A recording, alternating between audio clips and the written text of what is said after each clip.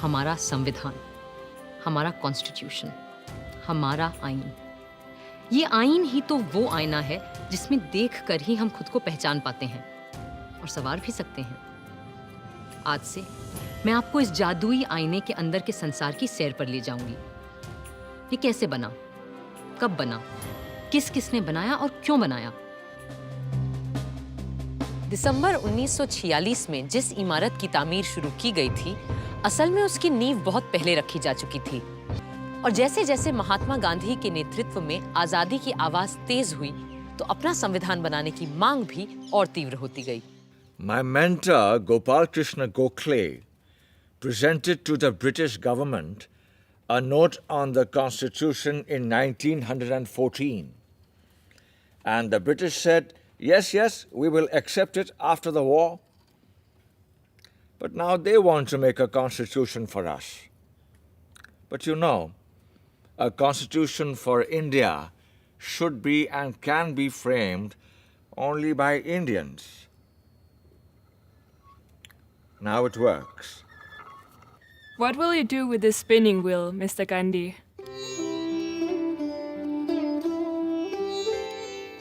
This is my secret weapon to drive the English rulers away so that we will have the power to make our own constitution.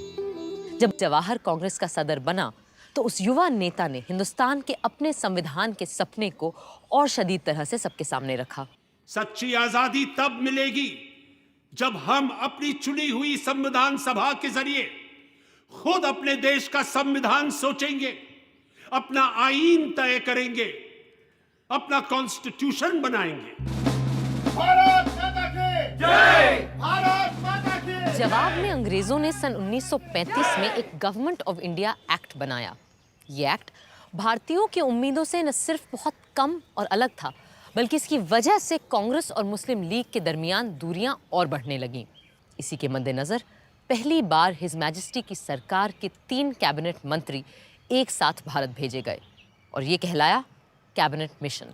मैं और मेरे साथी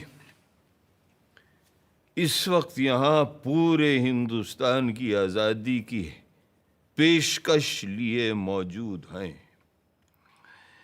बाकी मसाइल दोयम हैं जो हम बाद में भी तय कर सकते हैं। अपनी कॉन्स्टिट्यूएंट असेंबली में जो जमा होगी एक आज़ाद हिंदुस्तान के ख्वाब की ताबीर करने के लिए। Dreams that may turn into nightmares for the Muslims of this country if we allow the Congress to have its way.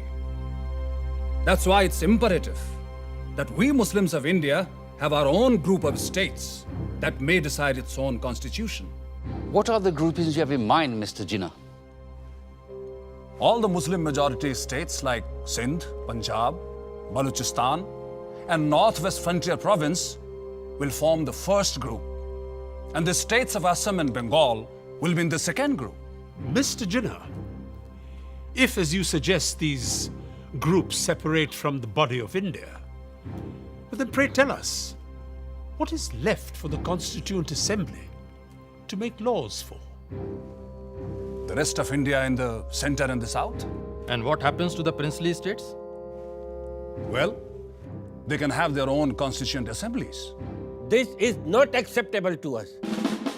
We are here to discuss the fate of a united India, not to break India into pieces. कड़वा सच ये था कि अंग्रेज हिंदुस्तान में अपनी घटती हुई फौजी ताकत से अच्छी तरह वाकिफ थे और वो चाहते ही नहीं थे कि सांप्रदायिक आग को फैलने से रोका जाए। पर हाँ, जाने से पहले सत्ता वो सौंपना चाहते थे एक ढीले से राष्ट्रसंघ के हाथ, जिसकी लगाम हो सके तो उनके ही हाथों में रहे। Partition? The Congress will never agree to partition. Why would they agree to parity between themselves and the Muslim League in the interim government? And why will they not agree to have any Muslim members on behalf of Congress? How can 1/4 of the population be given half the population's seats in the cabinet? अगर हमने cabinet mission की सरकार में शामिल होने की तजवीज़ नहीं मानी, तो न सिर्फ हमें सरकार से बाहर बैठना पड़ेगा, बल्कि ये मुमकिन है कि अंग्रेज़ हमें दोबारा जेल में डाल दें। अब इससे बेहतर ये है कि हम उनकी इतनी सी बात मान लें कि हमारी भेजी काबीना की फहरिस्त में किसी मुसलमान का नाम न हो। खुद अपना नाम कटवाने की तरकीब बता रहे हैं आप तो मौलाना। मेरा मानना यह है कि जिन्ना साहब के डर से या सरकार में शामिल होने की जल्दबाजी में अगर हमने कांग्रेस की सूची से मुस्लिम भाइयों के नाम काट दिए तो हम में और उनमें अंतर क्या रह जाएगा?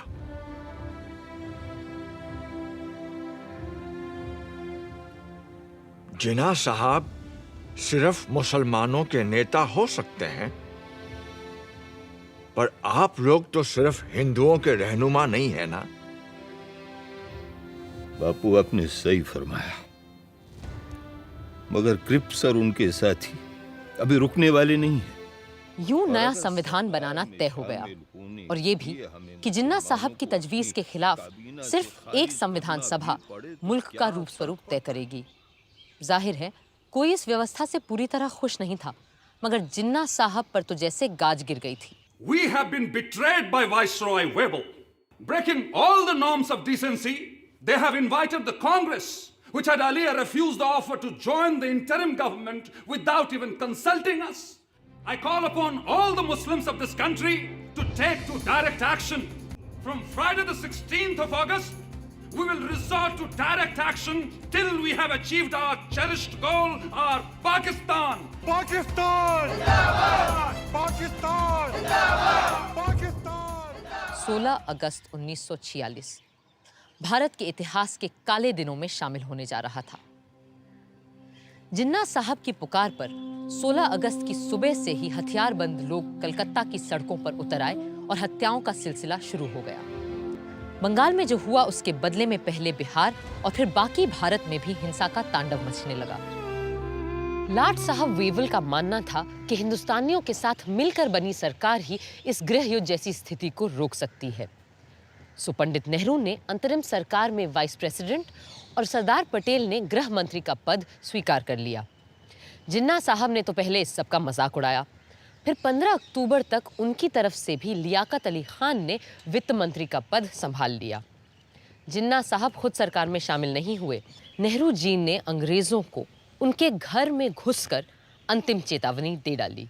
मास एक्शन के डर से ब्रिटिश सम्राट की सरकार तुरंत मान गई और पंडित नेहरू के भारत लौटते ही 3 दिन के अंदर हिंदुस्तान का आईन बनाने के लिए कॉन्स्टिट्यूएंट असेंबली का मिलना तय हो गया। 9 दिसंबर 1946 के ऐतिहासिक दिन इसी इमारत में पहली बार इकट्ठा हुई भारत की संविधान सभा। बस 2 लोग वहां नहीं थे, और शायद 2 सबसे अहम लोग, कायदे आजम मोहम्मद अली जिन्ना और महात्मा गांधी। संविधान सभा ने सबसे सीनियर सदस्य डॉक्टर सच्चिदानंद सिन्हा को कार्यकारी अध्यक्ष चुना और उनकी निगरानी में सारे सदस्यों ने शपथ ली। फिर सभा के परमानेंट प्रेसिडेंट के रूप में चुना गया डॉक्टर राजेंद्र प्रसाद को। हिप हिप हिप हिप 13 दिसंबर के ऐतिहासिक दिन पंडित जवाहरलाल नेहरू ने संविधान सभा के सामने एक ऐसा प्रस्ताव रखा जो हमारे आईन की नींव बनने वाला था, और ये था संविधान के लक्ष्य और ध्येय के बारे में, AIIMS and objectives resolution. Mr. Chairman, the resolution that I am placing before you defines our aims and describes an outline of the plans and points to the way which we are going to tread. Bharat की अक्षुण्णता, अखंडता और स्वायत्तता से लेकर नए भारत में सबकी समानता और एकता तक की बात अपने प्रस्ताव में रखी थी पंडित नेहरू ने। 13 दिसंबर को एम्स एंड ऑब्जेक्टिव्स रेजोल्यूशन के साथ पंडित नेहरू ने हमारे संविधान की नींव रखी थी, और 14 दिसंबर को जिन्ना साहब ने संविधान सभा की पूरी बुनियाद पर ही सवालिया निशान लगा दिया। It's all very well to talk in this loose way about Constituent Assembly.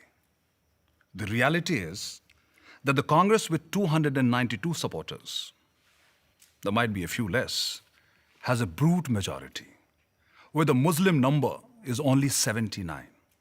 Is that what people understand when they talk of democracy?